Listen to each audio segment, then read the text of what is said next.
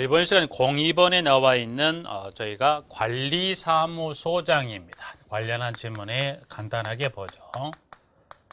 자, 이제 보시면 관리사무소장 실제 공동체를 관리하는 어떤 실질적인 업무를 수행하는 사람이라 볼 수 있죠. 그래서 일단 저희가 관리사무소장, 그러면 누가 실질적인 업무를 수행하는 관리사무소장을 배치할까요? 그래서 일단 1번에 여기도 이제 보시면 또 의무관리 대상이 나오지요. 그래서 의무관리 대상 공동체 관리 주체는 다음 원안에 해당하는 자는 을 관리하는 다음 원안에 해당하는 자는에서 기억 입조대표회의, 입조대표회의 안 가라고 보니까 자치관리라고 되어 있죠. 자치관리에 한한다.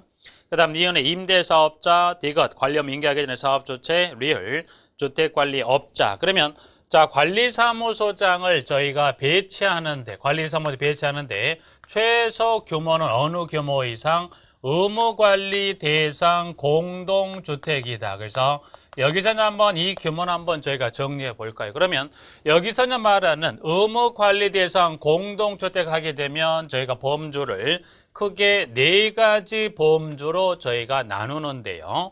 최소 그래서 규모는 저희가 의무관리당 공동체를 보려면 첫 번째 세대수로 봤을 때 세대수가 300세대 이상, 그래서 세대수가 300세대 이상이 해당하면 이때는 저희가 의무관리 대상인데, 여기 이제 300세대 이상은 법에서는 딱 여기까지만 수도 더 이상 이야기가 없지만, 그러면 여기서는 말하는 300세대 이상의 의미는 뭐가 들어가 있냐면 이때는 승강기도 없고요. 승강기도 없고 난방도 개별 난방이다. 그래서 의미상 여기는 보시면 승강기도 설치되지 않고요. 난방도 저희가 개별 난방 방식인 공동주택으로서 단순히 세대수만 몇 세대? 300세대 이상이란 조건만 충족하고 있다는 것. 그래서 법에서는 300세대 이상까지만 나와 있고, 이 위에 있는 이 의미는 여러분 이해를 돕게 제가 적어드린 거지, 이 부분은 따로 언급되지는 않습니다. 그래서 의무관리 대상은 단순히 300세대 이상의 공동주택인데, 그때 의미란 건 승강기 없고 개별 난방에 개별 난방 방식 공동택이라는 것. 자, 두 번째 세대수가 저희가 150세대 이상이면서 플러스 저희가 승강기가 설치된 공동주택을 저희가 의무관리 대상으로 분류하고 있고요. 그 다음에 세대수가 저희가 150세대 이상으로서 플러스 난방은 중앙난방 또는 저희가 지역난방 방식의 공동주택을 이렇게 해서 분류를 하고 있고요. 자, 그 다음에 나머지 이제 하나, 일단은 나머지 하나 이제 보시면 저희가, 여러분이 보시면 자주 보는 부분이 있죠. 저희가 주상복합 건축물입니다. 그래서 표현을 이게 법에서는 주상복합을 표현하지 않습니다. 그래서 여기 이제 표현은 제가 하후에 한번 보도록 하고요. 그래서, 저희가 이제 주상복합 건축물입니다. 그래서, 주상복합 건축물입니다.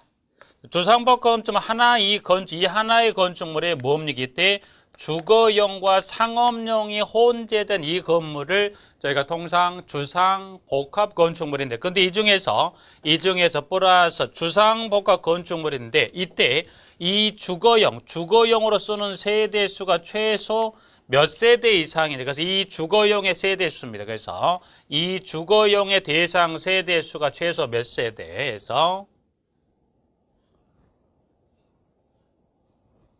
최소 이 주거용으로 사용하는 대상 세대수가 몇 세대 이상입니까? 그러니까 최소 이 주거용 세대수가 150세대 이상이라면 이 주상복합 건축물도 의무관리 대상 공동체를 분류하겠다. 그래서 최소 이 하나, 둘, 셋, 4가지 중의 어느 하나에 해당하는 공동주택이라면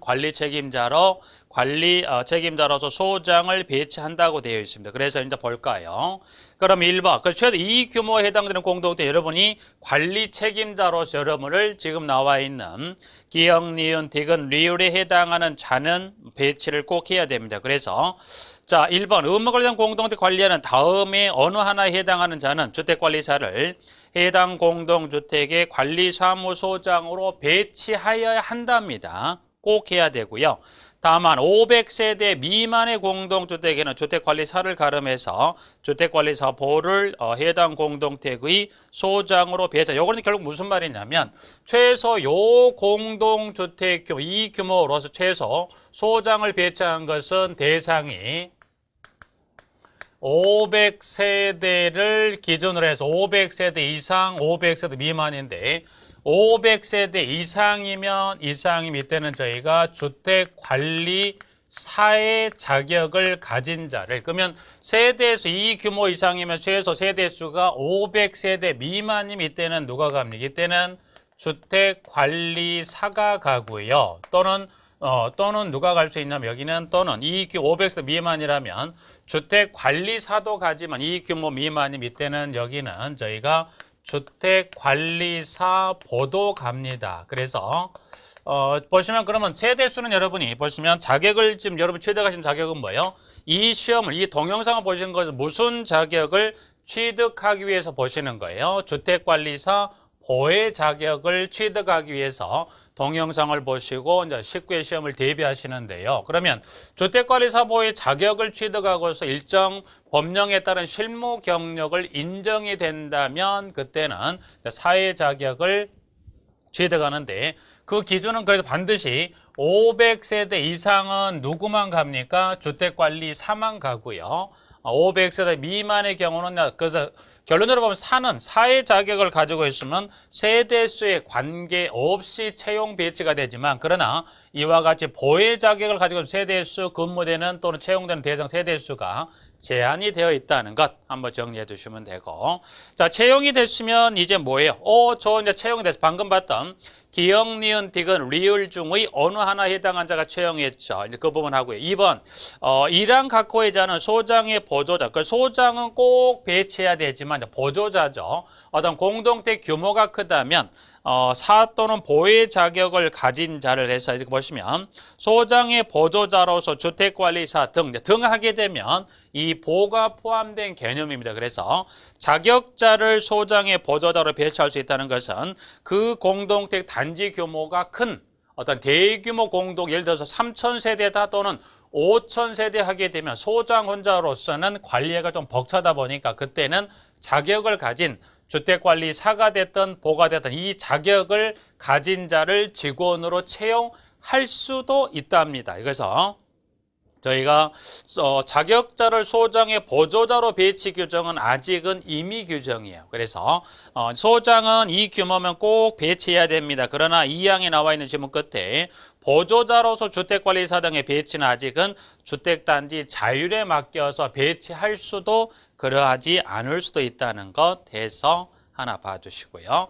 자, 배치 일단 채용이 됐으면 사가 됐든 보가 됐든 세대 관계없이 채용이 됐다면 배치 및 변경식 여러 가지 쭉 나와 있습니다. 여기서 하나만 볼까? 이렇게 해서 채용이 됐으면 신고는 지금 보시면 배치가 됐으면 배치 신고, 배치했던 신고 내용 중에 변경 사유가 있으면 변경 신고 같은 거. 일단 여기서 하나만 지금은 요 하나만 물론 일수에 관한 것도 있고 여러 가지가 있으면 딱 하나만 지금은 기억해야 됩니다. 뭐만 하나만 기억하냐? 그러면 이때 배치 신고는 누구에게 합니까? 이때는 저희가 배치 신고는 저희가 시장, 군수, 구청장에게 배치 신고합니다 라고 돼 있죠. 그래서 여기서는 딱 하나 플러스 하나만 더. 그러면 자, 신고합니다. 누구에게? 가장 첫 번째 시장, 군수, 구청장에 신고하고요. 신고한다는 것은 서류를 제출하게 되는데, 그런데 신고합니다. 그런데 신고하는 데 관련된 필요해서